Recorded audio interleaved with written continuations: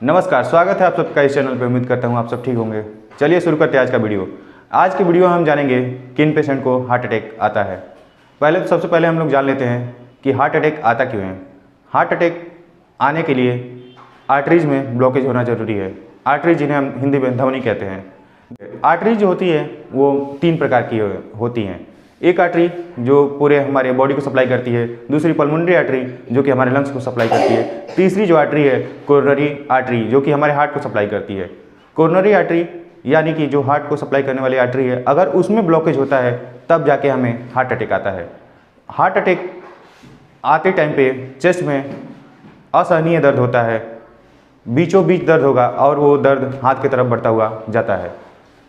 तो इसके बारे में हम लोग जानते हैं हार्ट अटैक आता कैसे है।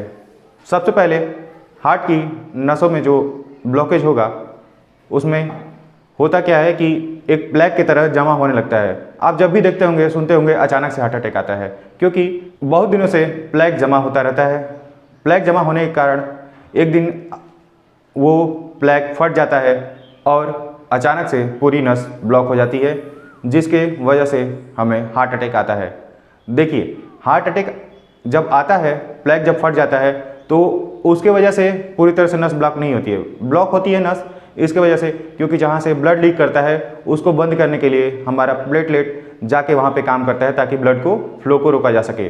तो जब वहाँ पे धीरे धीरे इकट्ठा होने लगता है, प्लेटलेट इकट्ठा होता है, उसके ऊपर आरबीसी आके धीरे धीरे इकट्ठे होने लगते हैं। वहाँ पे सारे लोग मिलकर एक साथ इकट्ठे होकर उस आर्टरी को थोड़ी देर बाद बंद कर देते हैं। और ये बहुत इंपॉर्टेंट है कि अगर आपको हार्ट अटैक आता है तो केवल 4 घंटे के अंदर अगर आपको थ्रोम्बोलाइज कर दिया जाता है तो उसमें आपकी सेल डेथ नहीं होगी। जो हार्ट की सेल्स है, हार्ट की जो मसल्स है, वो डेथ नहीं होगी। देखिए, जब भी हार्ट अटैक आता है तो उस समय आपको 2 दवाइयाँ आपको बचा सकती हैं, आपके जान को बचा सकती हैं और सेल डेथ होने से बचाती हैं। वो आपको टाइम दे सकती हैं ताकि आप हॉस्पिटल पहुँच सकें और अपना इलाज आगे करा सकें।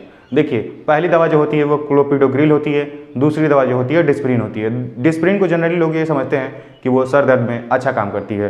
तो ये दवा अगर आप 2 एक साथ रखते हैं अपने पास तो इनकेस अगर कुछ भी ऐसा होता है, आपको हार्ट अटैक हुआ, तो उस समय अगर आप खा लेते हैं तो आपकी सेल डेथ होने से बच जाएगी। आपको मौत से बचाने वाला ये दवा है।